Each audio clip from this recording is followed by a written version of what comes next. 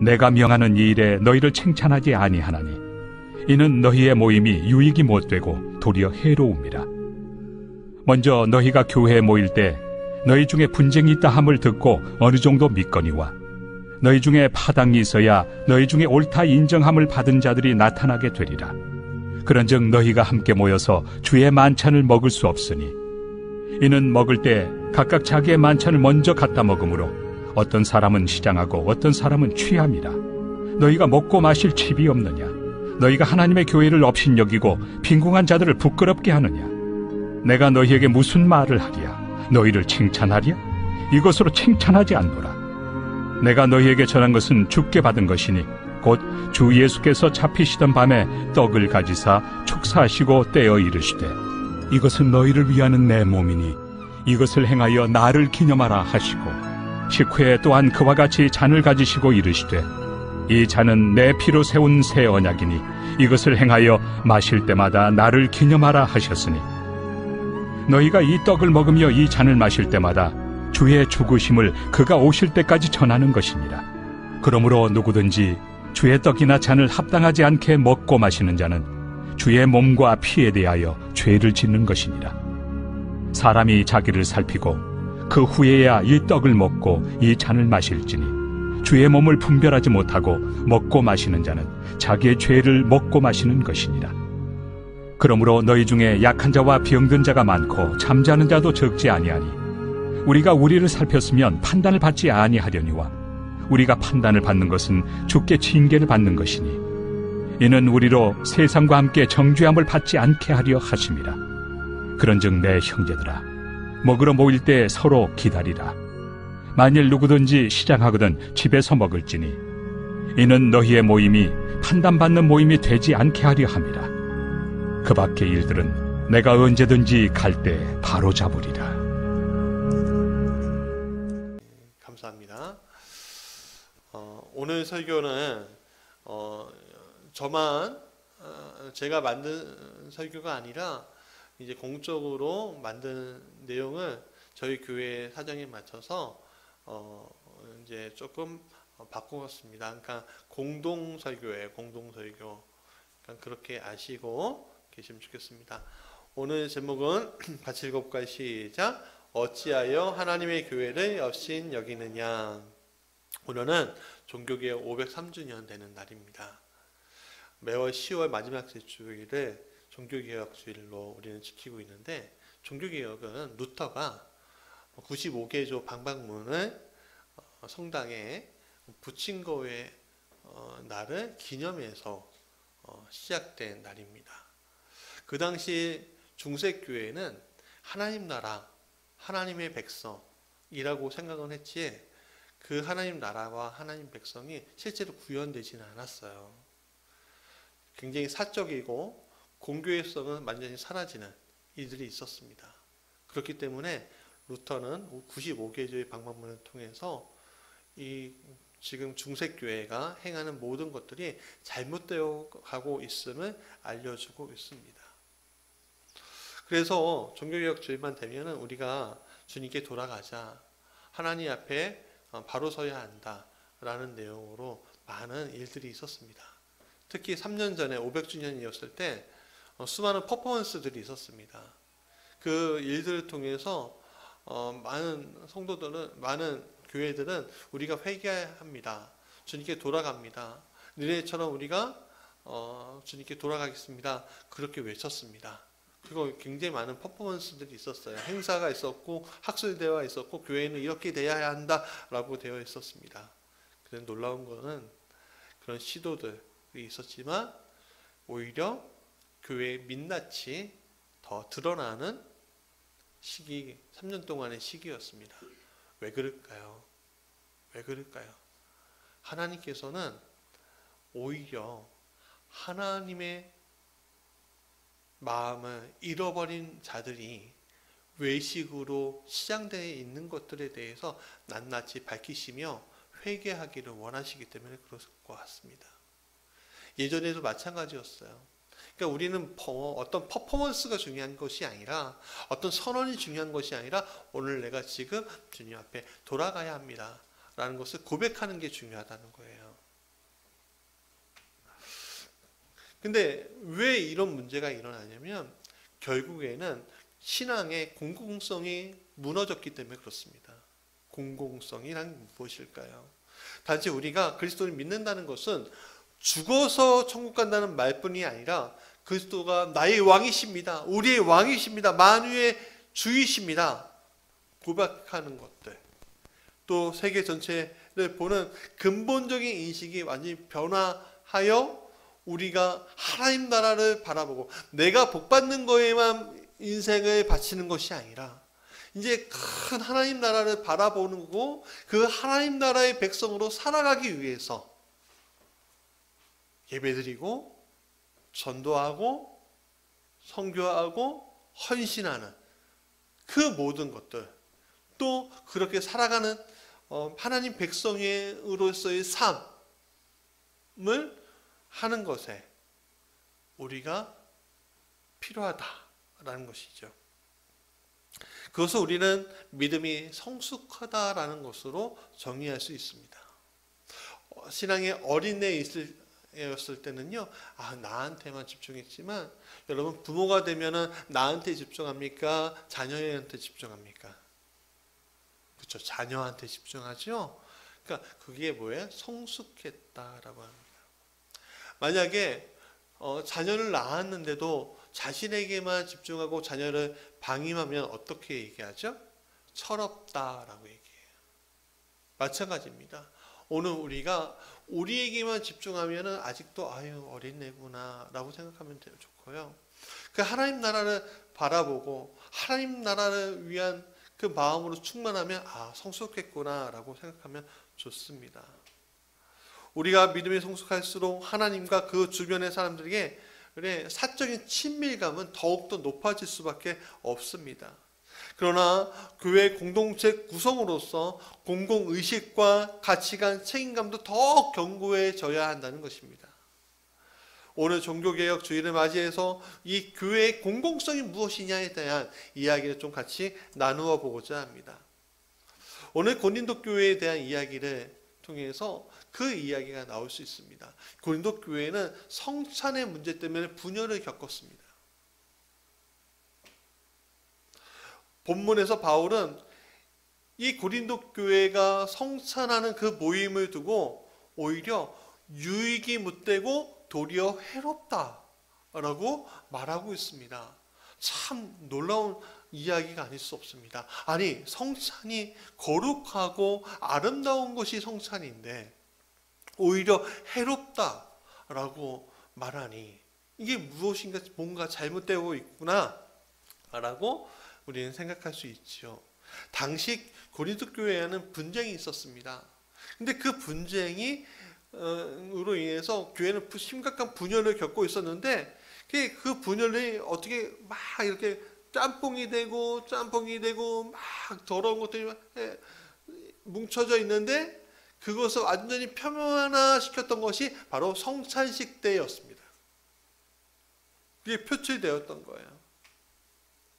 당시의 성찬은요, 오늘 지난번에 우리가 성찬했듯이 우리가 비대면 우리가 이제 방역 수칙을 지키기 위해서 제가 비닐을 다 끼고 포도주를 빵을 하면 여러분들이 포도를 찍어 먹고 예전에 했는데 제가 찍어 먹고 다 하나씩 드리면서 자리에서 드시라고 했잖아요.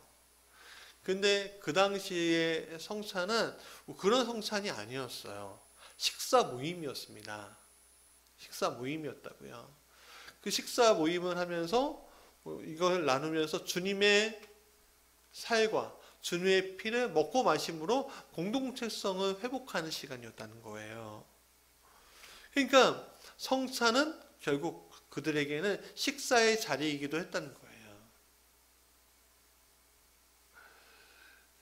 그런데 고린도 교회 공동 식사에서 어떤 일이 일어나냐면 어떤 사람은 시장하고, 그러니까 배고프고, 어떤 사람은 취하는, 포도주를 많이 마셔서 취하는 현상이 벌어졌다고 바울은 말하고 있습니다. 그러니까 성찬에서 누구는 많이 먹고 누군가는 음식을 제대로 먹지 못하는 일이 생겼습니다. 지난번에 우리가 성찬 다 끝나고 빵 이만큼 남았잖아요. 그랬더니 우리 꼬맹이들이 뭐라고 하는지 아세요? 저거 먹어도 돼요? 그렇게 얘기하는 거예요. 왜냐하면 배고프다는 거죠. 예, 요즘에 우리가 방역수칙 때문에 식사 못하니까는 배고파요. 이것 좀 주세요. 그러는 거예요. 그래, 다 끝났으니까 먹어. 근데 누구는 먹는데 누구는 못 먹어요. 여러분, 같이 먹어야 하는데 제외가 되면은 서럽죠. 서러울 수 있어요. 제가 옛날에 편도선 수술을 했거든요. 중학교 2학년 때인가? 그런데요, 안방에서 잠자고 있는데 눈을 딱 뜬데 지글지글 보고 그런 소리가 들리는 거예요. 그래서 뭔가 하고서 딱 문을 열어놨더니 고기 냄새가 확 나는데 저기 안쪽에 이렇게 보니까는 아버지하고 어머니하고 제 동생이 삼겹살을 구워 먹고 있는 거예요. 그러니까 서러워서 나는 지금 목이 아파갖고 지금 죽만 먹고 있는데 나를 빼놓고 저렇게 먹으니까 서러워서 울면서 방에 들어가니까는 부모님이 미안해했고 아유 미안하다 했던 적이 있어요. 여러분, 한 번, 두 번은 우리가 좀 배고프고 시간을 못 맞추고 그래서 할 수 있지만 여러 번 진행되면은 어떻게 될까요? 서운한 마음이 생기죠. 예전에는 그 시대에는 시계가 없었잖아요. 그러니까는 저녁 해질 때 우리 집에 오세요. 왜냐면 그 당시에는 우리처럼 어떤 공간이 있는 것이 아니라 개인 집에서 모여서 같이 나눈 거잖아요.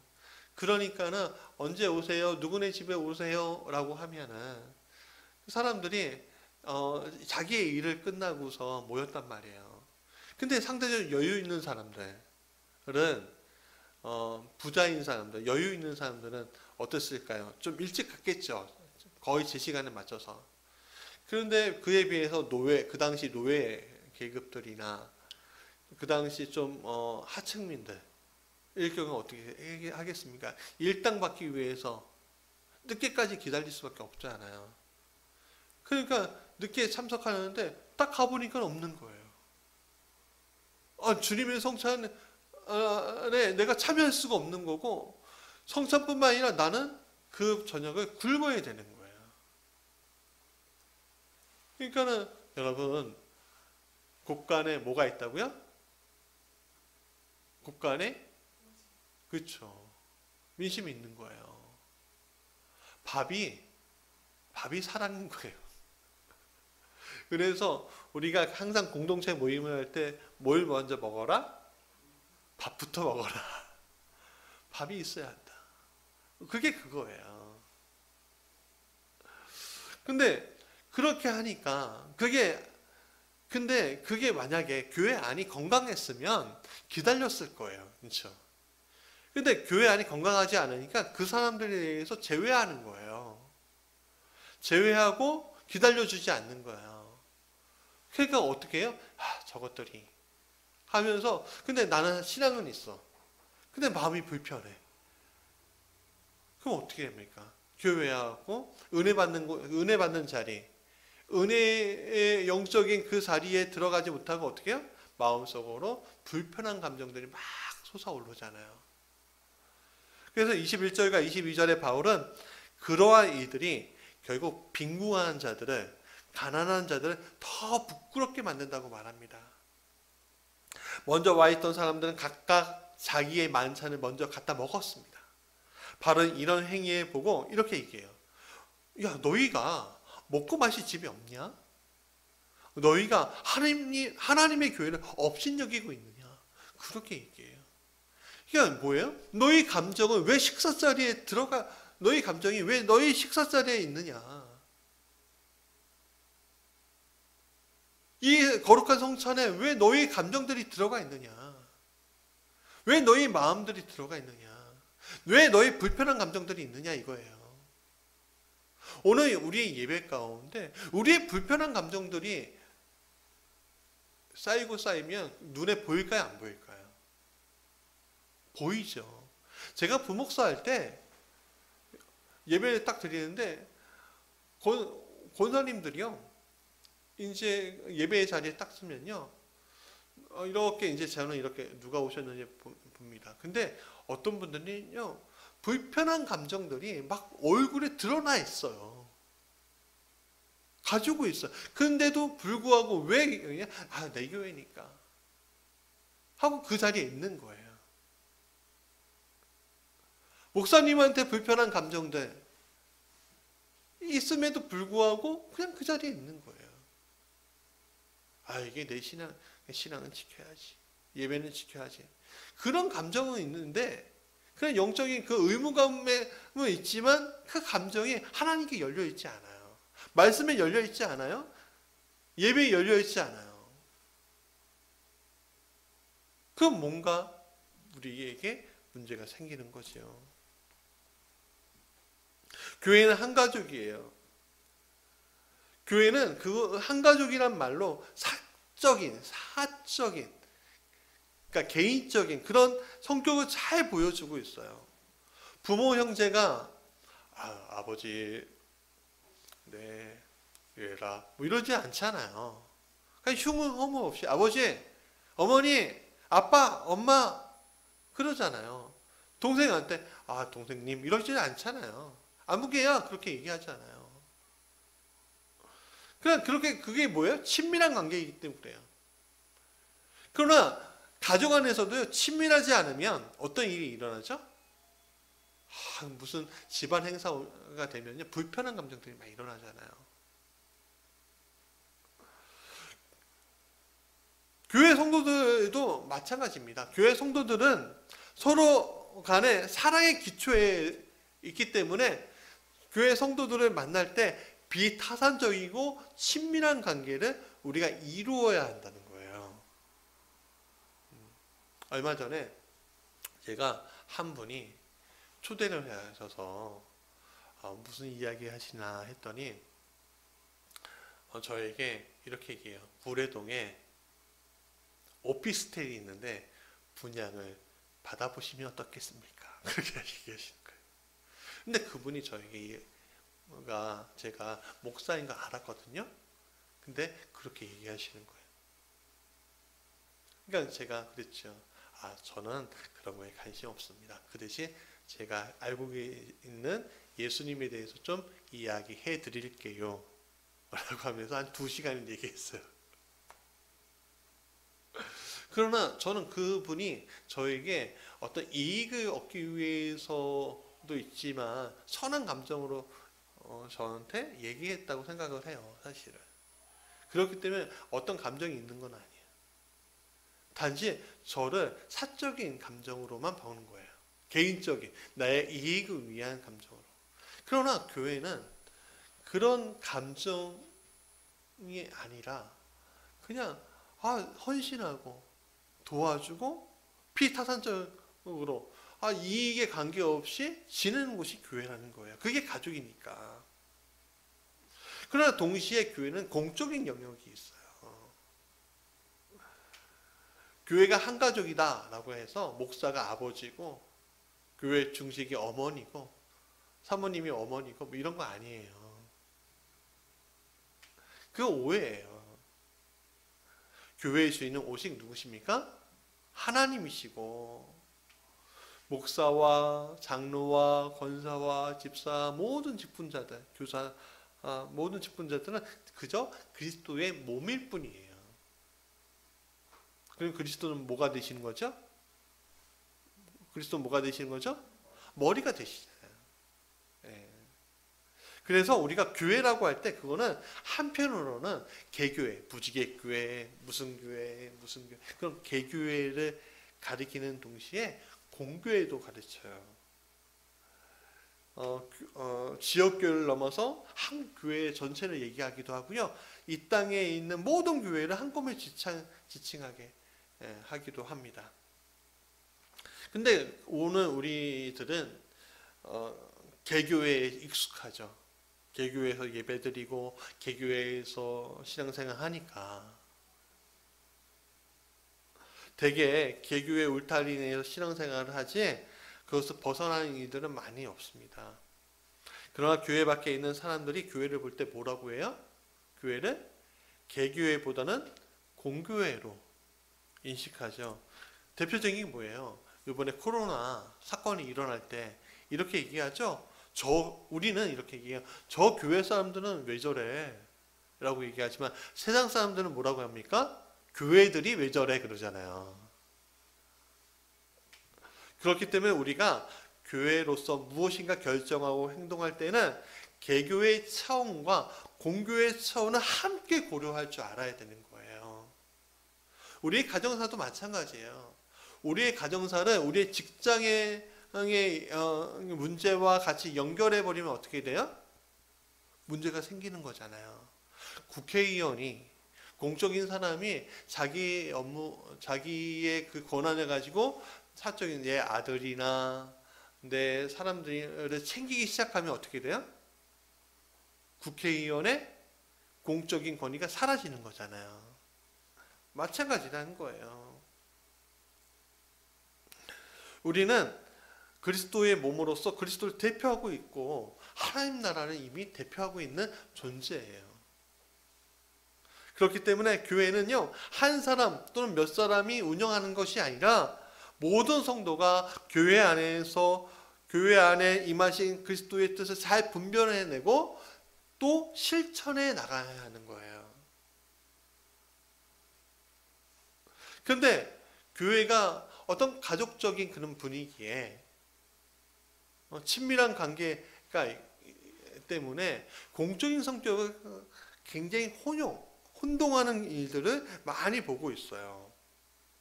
그러니까 공과 사가 분명하지 않아요. 예를 들어 교회가 건축하게 될 때 건축위원장 되시는 분이 내가 아는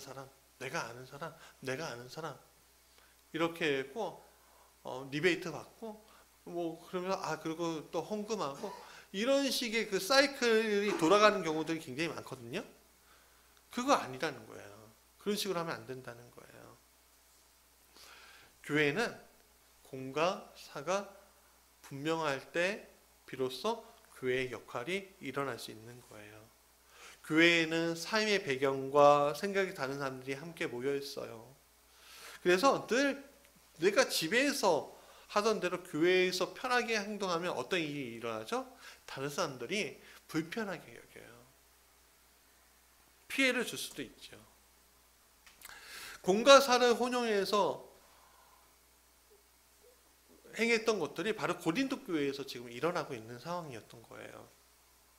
우리가 초대교회라고 불렸던 그 초기 교회에는 독립된 예배당이 있었던 것이 아니었죠. 한 집에서 모여서 그것을 통해서 예배드렸다는 거예요. 그러다 보니까 어떻게 일어나요? 제가 집주인이에요. 집주인인데 이게 그 교회예요. 그러니까는 내가 공로가 많아. 그렇죠? 예배 장소를 책임지지, 먹을 것을 책임지지, 공로가 많아. 그러니까 내가 이래쿵 저래쿵 이렇게 관여하기 시작을 해요. 교회에 공적 조직이 있는데 내가 권한이 많으니까. 여러분, 친밀함을 유지하기 위한 헌신과 봉사에 거기에 공적을 넣으면 안 돼요. 그건 단지 내가 감사로 하나님께 드리는 헌신일 뿐인 거예요. 그러니까 저도 마찬가지예요. 이 교회를 운영할 때마다 제가 항상 말씀드리잖아요. 이건 내 교회가 아닙니다. 저는 만약에 하나님께서 10년 후든 20년 후든 언제라도 내려놔라, 다른 사람한테 맡겨라 라고 할 때 저는 그냥 이거 다 내려놓고 갈 거예요. 내게 아니거든요. 여러분도 마찬가지예요.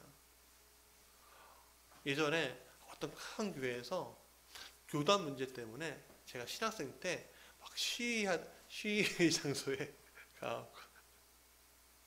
막 하던 때가 있었어요.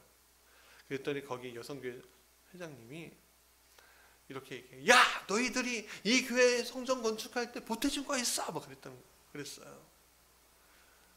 사실 지금하고는 알아요. 그분이 얼마나 교회를 사랑하는 건지.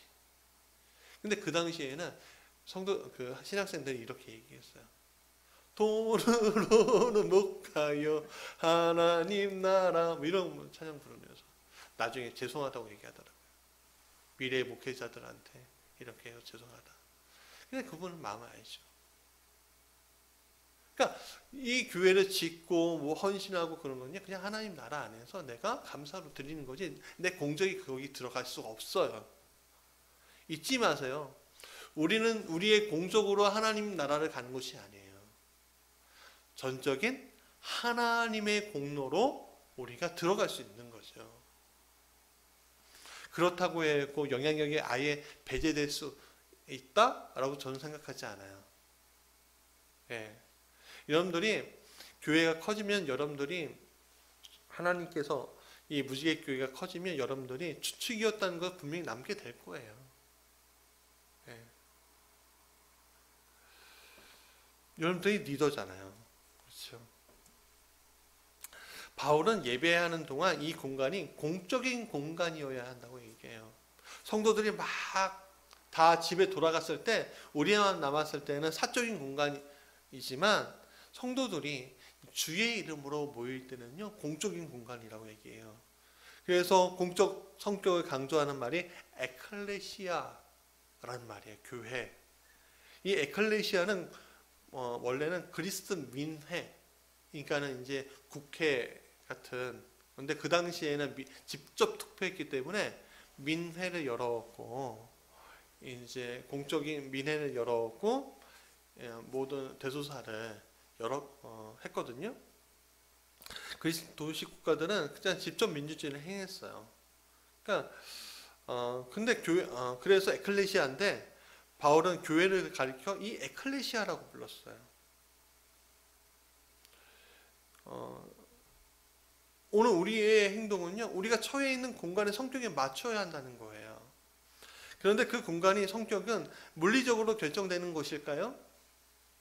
아니면 사람들이 모여서 무엇인가 하느냐에 결정되는 것일까요? 공간은 중요한 게 아니에요. 그렇죠? 교회는 이건 교회 건물일 뿐이에요. 만약에 생각해 보세요. 이 교회 건물을 하나님께서 큰 비전을 주셔서 더 좋은 장소로 허락해 주셔서 갔다고 하면은 이 공간이 계속 교회인가요? 아니죠. 다른 교회가 들어오면 그게 교회겠지만, 이 교회가 뭐가 돼요? 학원도 될 수 있고, 다른 어떤 것도 될 수가 있는 거예요. 영국에 교회들이 많이 무너졌잖아요. 교회 무너진 곳을 술집이 사갖고 술집으로 만들어요. 건물이 중요한 게 아니에요. 건물을 보면서 하나님에 대한 어떤 이미지, 하나님 나라에 대한 이미지를 얻으시는데 그게 하나님 나라는 아니라는 거예요. 교회는 어디예요? 주의 이름으로 모인 우리가 교회인 거예요. 그러면 교회니까 어떻게, 우리가 친밀한 관계이기도 하지만 공적인 관계인 것을 우리가 잊지 말아야 한다는 거죠.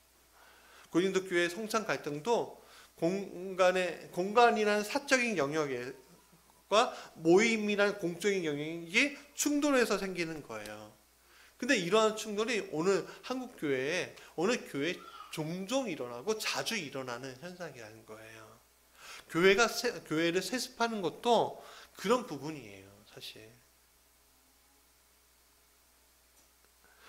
내가 이 교회에 헌신이 있어. 이 헌신이기 때문에 내가 대물려고 하는 거 당연한 거야. 맞아요.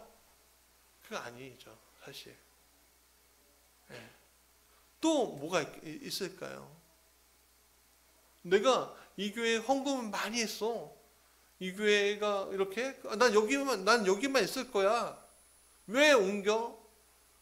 할 거면 돈 다 내놓고 가. 이런 경우들이 없을까요? 좀 봤어요. 그런 경우. 참 마음이 아프더라고요. 뭐예요? 공적이에요. 어떤 분은 내가 여기에서 헌물을 했어. 헌물을 했는데 너 당신 이거 바꾸면 나도 교회 안 나와. 당신 바뀔 거야. 뭐 이렇게 얘기하는 경우도 종종 봤어요. 우리가 귀하게 여기긴 해야지만 어떻게 해요? 사적인 감정들이 들어가면 돼요? 안 돼요? 안 돼요. 안 돼요. 그렇게 되면 어떻게 돼요? 교회가 교회다움을 잃어버리게 되는 거예요. 고린도 교회인들을 향한 바울의 말에 이러한 인식이 고스란히 담아져 있는 거예요. 우리의 표준 세번역인데 20절부터 21절까지 읽어볼까요? 시작. 여러분이 분열되어 있으니 여러분이 한자리에 모여서 먹어도 그것은 주님의 만찬을 먹는 것이 아닙니다. 먹을 때 사람마다 제가끔 자기 음식을 먼저 먹으므로 어떤 사람은 배가 고프고 어떤 사람은 술에 취합니다. 여기 본문을 자세히 보면 두 가지 만찬이 있죠. 첫 번째 주의 만찬이 있고요. 두 번째는 뭐예요? 자기 만찬이 있어요. 내 집이라면 내 마음대로 할 거야 라고 생각하는 이들이 있습니다. 그래서 여러분 사람이 자주 오면요, 맨 처음에는 새 걸로 주지만 나중에는 먹던 거 줘도 이 사람 나빠하지 않아요. 다른 것도 마찬가지죠. 그러니까 오늘 그런 상황, 그렇게 하다 보니까 어떤 일이 일어나요? 막 선을 넘어버려요. 선을 넘어버리면 어떻게 해요? 사람들의 마음과 마음이 다치죠. 그러면 어떤 일이 일어나요? 교회에 모일 때 규칙이라는 게 있을 텐데 그 규칙이 무너져 버리는 거예요. 그럼 교회가 그리스도의 몸된 교회가 아니라 누구의 몸된 교회? 자기 자신의 몸된 교회가 되어버리는 경우들이 있어요. 그러니까 그리스도가 머리가 되셔야 되는데 자기가 머리가 되고 그리스도는 팔다리가 되는 거죠. 그러니까 여러분 자신의 공로, 자신의 기여도가 어떤 모임에 있으면요, 영향력을 무시할 수는 없어요. 어쩔 수 없어요. 그거는 인간사니까. 그러나 그럴 때일수록 우리는 어떤 마음의 상태가 되냐면 겸손한 마음의 상태가 되게 돼요. 내가 이거 할 수 있는 것도 하나님의 은혜고, 그렇죠? 내가 이것을 할 수 있는 경제적인 것들 허락해 주신 거 하나님의 은혜인 거예요. 여러분 20-30명이 모일 공간이 쉽지 않잖아요. 근데 우리가 만약에 교회를 다른 곳으로 옮기는데 이게 보증금을 빼고 그 다음에 거기에다 다 놓고서 보니까 모일 공간이 없어. 그래서 제가 이랬어요. 여러분 우리 가정들을 좀 개방해서 몇 주간 그렇게 모입시다 하는데, 여러분 한 20-30명 모여도요, 저희 집에요 20-30명 모일 수가 없어요. 거실이 넓지 않거든요. 근데 그 거실이 넓은 데에서 모인다면, 모이는 곳을 가지고 있는 분이 있다면 그분 복된 거 아니에요. 하나님 그렇게 허락해 주셨으니까. 오늘 우리가 하나님 나라의 질서 안에 있는 거지 다른 질서 안에 그게 있는 것이 아니라는 것을 여러분 아셔야 합니다. 엄연히 내 집에서 모이는 모임이지만 나는 그 모임에서 권리를 주장할 수 없어요. 오직 주장할 분은 누구예요? 그리스도일 뿐인 거예요.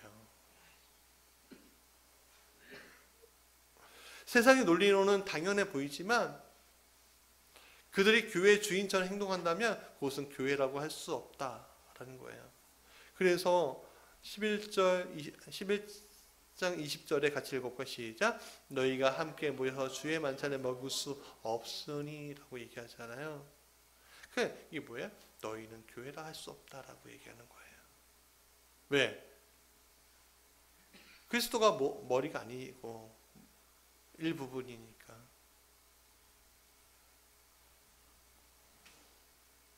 여러분 누구라도 목사라도 교회의 주인 행세하면 안 돼요. 그리스도의 집은 오직 그리스도만이 주인이신 거예요. 그래서 바울은요 성찬에서 무질서와 분쟁을 해결하기 위해서 처방으로 그리스도의 임재를 되새겨라 라고 권유하고 있는 거죠. 500년 전에 중세교회는요, 그리스도보다는 사적인 이익에 더 매달리는 형편이 있었어요. 영어에 리포니즘이라는 단어가 있어요. 이게 뭐냐면 족벌주의라는 거예요. 정치나 경제나 스포츠나 종교들이 각 영역에서 자신의 친족들이나 학벌 등 가까운 사람들을 중용하는 형태를 얘기하는 건데, 이 단어가 어디에 있냐면 중세교회에 교황이나 주교들이 자신의 조카 네포스라는 조카가 네포스거든요. 근데 고위 성직자로 그냥 세워버리는 거예요. 그러니까 교회가 뭐예요? 자신의 사적인 공간이 돼버린 거예요. 근데 그 당시에는 이렇게 성직자가 설교를 해도 어떤 언어로 했냐면 라틴어로 했어요. 그러니까 예를 들어 영국 사람들은 언어가 뭐예요? 라틴어예요? 영어예요? 영어죠. 한국 사람들의 언어는 라틴어예요? 한국어예요? 한국에 와갖고 라틴어로 설교해요. 이해가 될까요? 안 될까요? 안 되죠?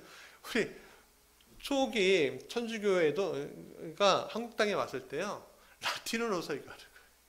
예비하고. 이해가 돼요? 안 돼요? 이분들이. 그래서 이제 다 설교한 다음에 나중에 강론을 따로 하는 거예요. 그들의 언어로.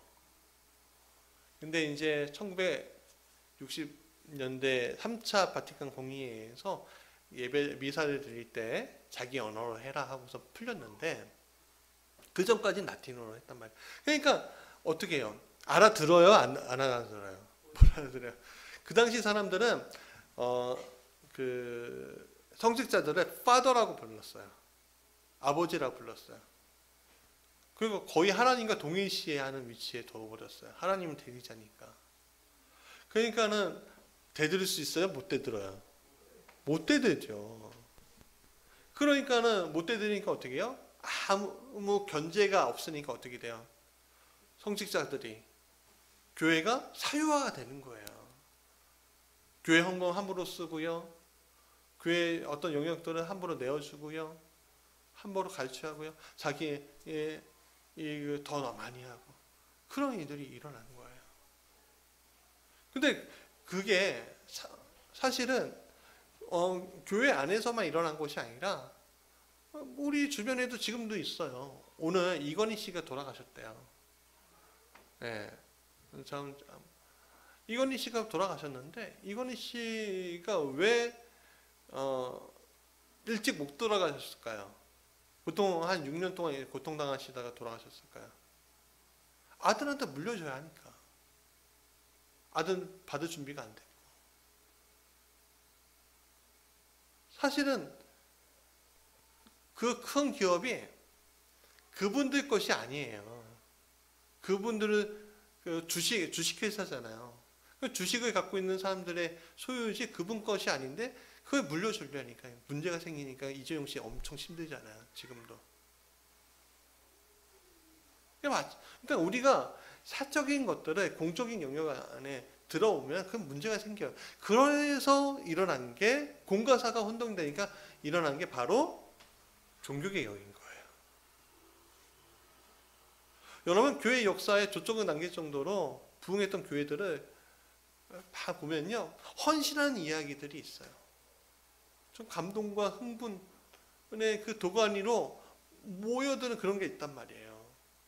저도 우리 교회가 막 하나님께서 이렇게 더 부흥시켜주고 막 그러면은 교회 개척했던 이야기도 막 썰로 풀어내면은 얼마나 많을까요? 그렇죠? 지금도 많은데. 그래서 그러면 사람들이 이렇게 얘기해요. 저 목사님이 헌신해서 그래. 저 목사님이 대단해서 그래. 그렇게 얘기할 수도 있어요. 그렇죠? 근데 사실 그거 아니잖아요. 목사가 헌신한 것이 아니라 성도들이, 하나님이 역사하셔서 성도들의 헌신을 통해서 만든 거잖아요. 그렇죠? 그러니까 이게 뭐예요? 내 얘기가 예수가 중심이 되어야 하는데 예수가 중심이 되는 게 아니라 내 얘기가 중심이 되면 안 된다는 얘기하는 거예요. 여러분 초대교회 성찬은 놀라운 일이 있었어요. 놀라운 얘기가 있는데 자 보세요. 여러분 오늘 성경의 말씀을 보면 이렇게 얘기해요. 주 예수께서 잡히시던 밤에 이런 말을 해요. 성찬을 나누면서. 그 다른 말로 말하면 우리가 주님을 배신하던 밤에 라고 바뀌어요.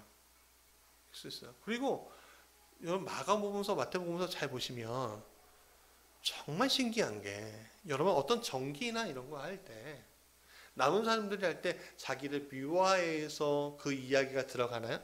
아니면 자기를 적나라하게 다 까발리면서 그 이야기가 들어가게 하나요? 보통은 미화를 한단 말이에요. 미화를. 근데 복음서를 잘 보면 신기한 게 뭐냐면 베드로와 같은 제자들이 자기가 주님을 배신했어. 내가 주님을 부인했어. 내가 주님을 배반했어. 하는 이야기가 거기에 그대로 나와요. 도마는 아주 의심했잖아요. 근데 그대로 나와요. 왜 나올까요? 자기 이야기가 중심이 아니라 그리스도가 중심이기 때문에 그런 거예요. 교회를 오늘 이렇게 세운 거는요, 내가 세운 것이 아니라 누가 세우신 거예요? 주님이 세우셨어요. 제자를 부른 거는 자기가 알아서 제 발로 가고 제자가 된 것이 아니라 주님이 부르셨기 때문에 제자가 되고 사도가 되고 부활에 참여하게끔 만드신 거란 말이에요. 그러니까 그 자리는 뭐예요? 나의 부끄러움을 받아주신 하나님을 그리스도를 찬양하는 자리가 되는 거예요. 여러분 교회라는 게 그런 거예요. 공교회라는 것은 여러분들의 부족함들, 여러분의 부끄러운 것들을 내놓는 자리지 여러분들이 잘한 것을 내놓는 자리가 아니에요. 부끄러움을 왜 내놔야 돼요? 그것을 통해서 하나님 역사하시게, 역사하신 것을 증거하는 자리이기 때문에 그렇다는 거죠. 그러면 오늘 우리가 공교회성을 회복하기 위해서 해야 될 게 뭐예요? 내 자리를 치우고 주님의 자리를 세우고 나의 잘남을 이야기하는 것이 아니라 나의 부끄러움을 그리스도께서 용서해 주심을 고백하고 나의 공로를 세운 것이 아니라 나의 연약함을 채우고 그럴 때 공교회성이 회복될 수 있다는 겁니다. 종교개혁자들은 교회마저도 성서의 권위 아래 있음을 보여주고자 했어요. 교회가 교회 지도자들의 교회가 아니라 예수 그리스도의 교회임을 재확인함으로써 교회의 공공성을 되찾고자 했습니다. 이것이 바로 종교개혁입니다. 자, 말씀의 결론이에요. 오늘 한국교회를 바라보면서 우리 교회도 마찬가지예요. 다 쓴소리 하시는 분들이 많죠. 다 맞는 얘기예요, 사실은. 또 생각해보면 내가 쓴소리 한다고 해도 변할 것 같지도 않지만 쓴소리한 나도 개혁의 대상이 아닌가 하는 생각이 들어요. 사람들한테 이렇게 얘기하죠. 진실로 진실로 이렇게 얘기하지만 사실은 진실이 없는 목회를 하고 있는 제 모습을 봐요. 참 어리석은 인생이죠. 이런 생각하면요 하나님이 두려워요. 무서워요. 여러분들 신앙생활 하실 때 하나님 두려워 본 적 있으십니까? 하나님 무서워요. 무서운 분이에요. 무서운 분이 무섭게 우리를 그냥 뭐 나락으로 할 수 있는 분이 우리를 그냥 세우시는 거예요. 사랑으로. 우리는 기독교 안에 개혁이 일어나야 한다고 한 목소리로 외쳐요. 근데 이렇게 얘기하죠. 저들부터 그렇게 해야 한다고 얘기합니다. 근데 사실 그래요? 저들부터야? 아니면 나부터예요? 나부터예요. 나부터. 내가 지금 기도 자리에 있나요? 내가 지금 예배의 자리에 정말 성실하게 참여하고 있나요? 내가 하나님 자녀로서 정말 내 생명을 다 바칠 수 있는 준비가 되어 있나요? 뭔가 좀 우리 교회 뭔가 부족해. 우리 한국교회 뭔가 부족해 하면서 방관하고 있나요? 그건 문제예요. 그건 내가 개혁되어야 할 거예요. 누구의 피로? 예수의 피로. 영원한 하나님 나라가 바라보지 않는, 영원한 하나님 나라를 바라보지 않는 나는 개혁의 대상인 거예요. 말씀이 내 것이 되지 않고 남의 것만 보고 아우 좋겠어 이렇게 얘기하는 건 개혁의 대상이 나라는 거예요. 한국교회의 공교회성 회복, 무지개교회 공교회성 회복은 저들이 아니라 나로부터 시작이 돼야 되고 내 교회로부터 시작이 돼야 한다는 겁니다. 무지개교회와 우리 성도들과 함께 내 만찬을 위한 모임이 아닌 주님의 만찬을 위한 공동체성의 회복, 공교회로서의 회복이 우리 안에 일어나야 할 줄 믿습니다.